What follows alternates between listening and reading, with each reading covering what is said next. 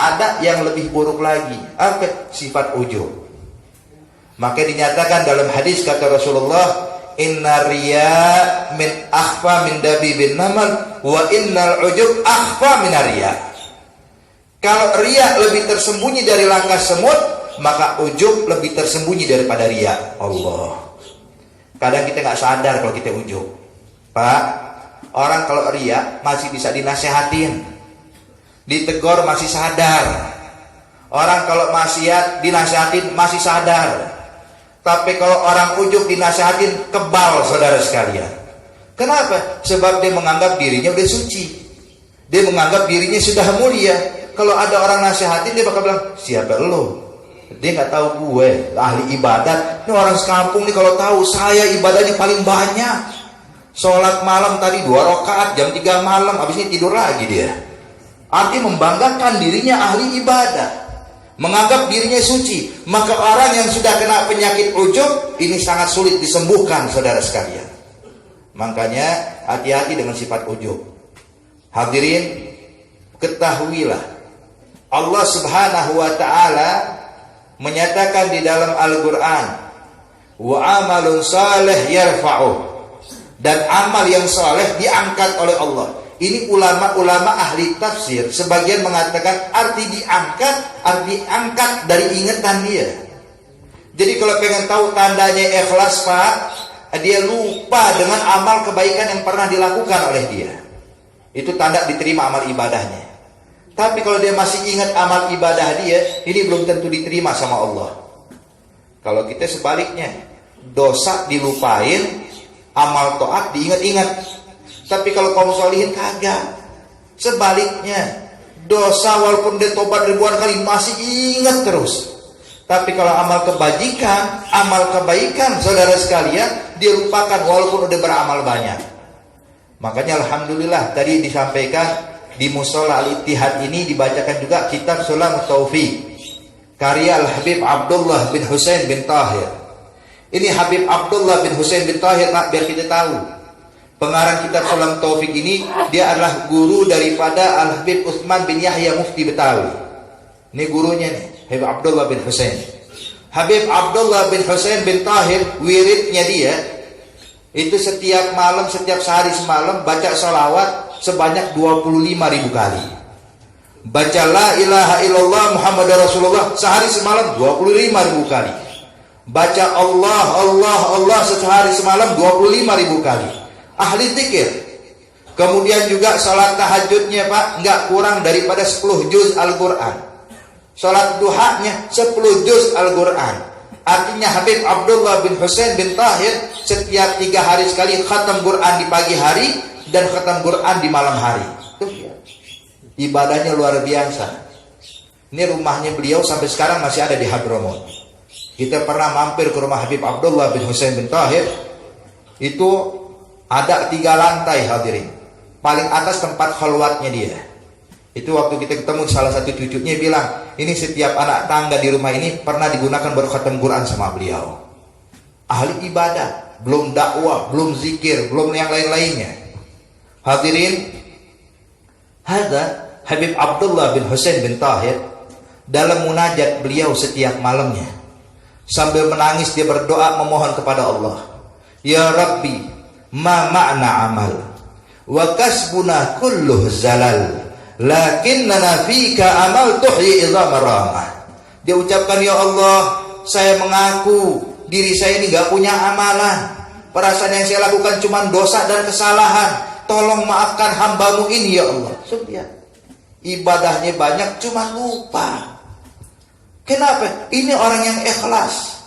Jadi ciri-ciri orang yang ikhlas saudara sekalian, amal baik sudah dikerjakan, cuma lupa kalau sudah dikerjakan sama dia. Yang diingat cuma kesalahan dan dosa. Contoh, Pak, para malaikat-malaikat Allah kurang bagus apa ibadah mereka? Ibadah luar biasa. Yang diciptakan oleh Allah cuma sujud, maka nggak bakal angkat kepala dari sujud sampai nanti di hari kiamat. Yang diciptakan cuma berzikir, akan selalu berzikir sampai hari kiamat. Ibadah nggak pernah maksiat sama sekali. Ini para malaikat Allah. Tapi tahukah kita apa ucapan malaikat nanti di akhirat kelak, sewaktu dibangkitkan oleh Allah Subhanahu wa ta'ala? waktu tiupan sangkakala kedua, hadirin, semua malaikat dibangkitkan oleh Allah, dari mulai malaikat Jibril sampai malaikat yang lainnya, dibangkitkan seluruhnya. Tahu apa ucapan malaikat begitu bangun? Begitu terbangun mereka mengatakan, ya Rabb, ma'abadnaka haqqa ibadatik wa ma'arafnaka haqqa ma'rifatik. Ya Allah, mohon ampun, mohon maaf, kami tidak bisa beribadah sebagaimana mestinya. Siapa yang ngomong, Pak? Malaikat Allah. Makanya para anbiya dan para rasul, sebagaimana dikutip oleh Imam Bukhari dalam satu hadis. Kata Imam Bukhari waktu menyampaikan satu hadis yang berbunyi tentang syafaatul uzma, tentang syafaatnya Nabi Muhammad. Kata Rasulullah, nanti di akhirat kelak manusia dibangkitkan seluruhnya oleh Allah berbondong-bondong di padang mahsyar pada saat yang begitu menakutkan, sehingga hadirin kala itu mereka di padang mahsyar sampai orang-orang kafir berteriak kepada Allah sambil mengatakan, ya Rabb, khaffif alaina wa inkan ilan nar. Ya Allah, kasih keringanan buat kami walaupun harus masuk api neraka-Mu ya Allah. Kenapa? Udah gak kuat di padang mahsyar, Pak. Masa penantian yang luar biasa. Sehingga kala itu manusia mengambil inisiatif. Dalam keadaan yang menakutkan, berbondong-bondong datang kepada Nabi Adam alaihissalam, seorang rasul utusan Allah. Begitu datang kepada Nabi Adam, semua manusia berkata, ya Adam, anta abuna. Ya Adam, anta abul basar, isfa'lana. Hai Adam, engkau adalah orang tua kami. Hai Adam, engkau bapak seluruh manusia, tolong berikan syafaat buat kita ya Adam. Apa kata Nabi Adam? Nafsi, nafsi. Pikirkan diri sendiri. Aku pun belum tentu selamat dari murka Allah. Nabi, seorang rasul yang pasti masuk surga tanpa dihisab, yang gak mungkin diazab dalam api neraka Allah, tapi tetap takut, lupa dengan ibadahnya, lupa dengan kedudukannya. Dia bilang gak berani, cari yang lain. Datang kepada Nabi Ibrahim, datang kepada Nabi Musa, datang kepada para anbiya, jawabannya adalah nafsi, nafsi. Pikirkan diri sendiri. Hadirin, ini yang diucapkan para anbiya dan diucapkan para rasul. Ini menunjukkan bagaimana orang-orang yang ikhlas kepada Allah, tidak pernah mengingat kebaikan, tidak pernah mengingat amal taat yang dilakukan oleh dia. Ini baru ikhlas. Dan juga Pak, kalau pengen tahu ciri-ciri ikhlas gampang ya. Kalau pengen tahu ikhlas itu kata ulama kayak gunung ya. Gunung ya, yang begitu kokoh, coba kita caci maki, kira-kira goyang gak tuh gunung? Enggak. Kita puji tuh gunung, goyang gak dia? Kagak.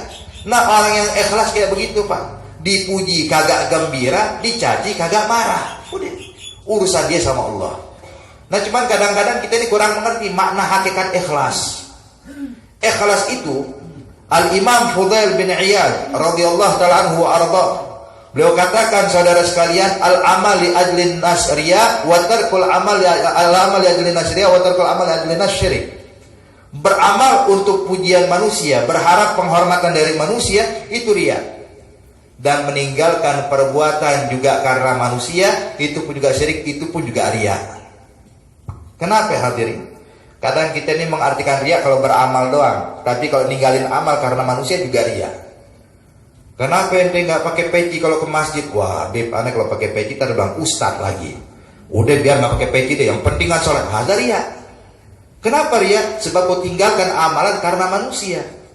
Jadi mengamalkan karena manusia riya, meninggalkan perbuatan karena manusia juga riya.